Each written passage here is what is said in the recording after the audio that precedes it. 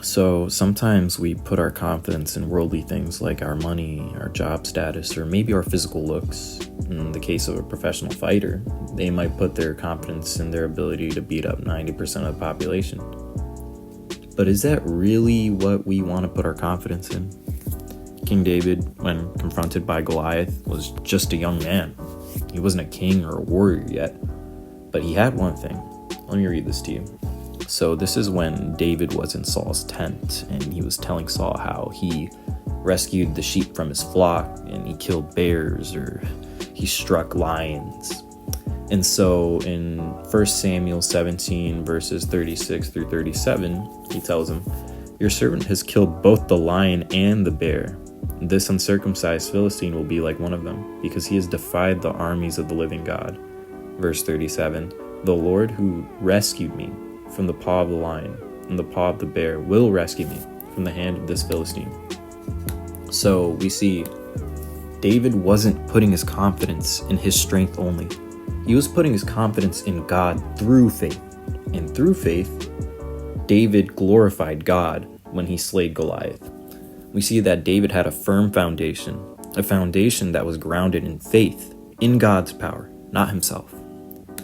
Abraham was another one who had this confidence in God.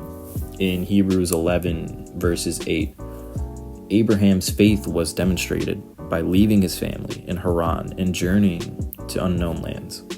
He didn't lean on himself. He leaned on God and his instructions, which would make him righteous. Also, the Lord told him to sacrifice his own miracle son. And when this happened, he didn't put his confidence and faith in his own knowledge and understanding. Instead, he trusted everything unto God. David and Abraham are amazing examples of men who put their confidence in the Lord through their faith. Putting our faith is something like this. So I'd like to quote Matthew chapter 7, verses 24 through 27. "Everyone then who hears these words of mine and does them will be like a wise man who built his house on the rock. And the rain fell, and the floods came, and the winds blew and beat on that house, but it did not fall, because it had been founded on the rock.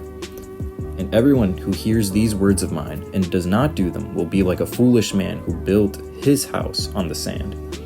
And the rain fell, and the floods came, and the winds blew and beat against that house, and it fell, and great was the fall." Like I mentioned earlier, I believe that the worldly things that we put our confidence in, like success, strength, and all these other things, represent that weak foundation.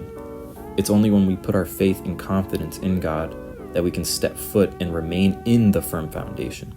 So I challenge you to walk in a godly confidence if you aren't already doing so. Put your confidence in the power that lives within you. When putting your confidence and faith in God, remember these verses. I tell you them to encourage you. Romans 8:11 says, "The Spirit of God, who raised Jesus from the dead, lives in you. And just as God raised Christ Jesus from the dead, he will give life to your mortal bodies by this same Spirit living within you." And Luke 10:19, "I have given you authority to trample on snakes and scorpions and to overcome all the power of the enemy. Nothing will harm you." Our God is so great that he gives us this power freely by his amazing grace. He gives us this power, this Spirit. We should take advantage and have confidence in this. Put an end to worldly confidence and make way for a righteous, godly confidence by the power that lives within you. So that's it for the video. If you have any prayer requests, feel free to post them. Bye.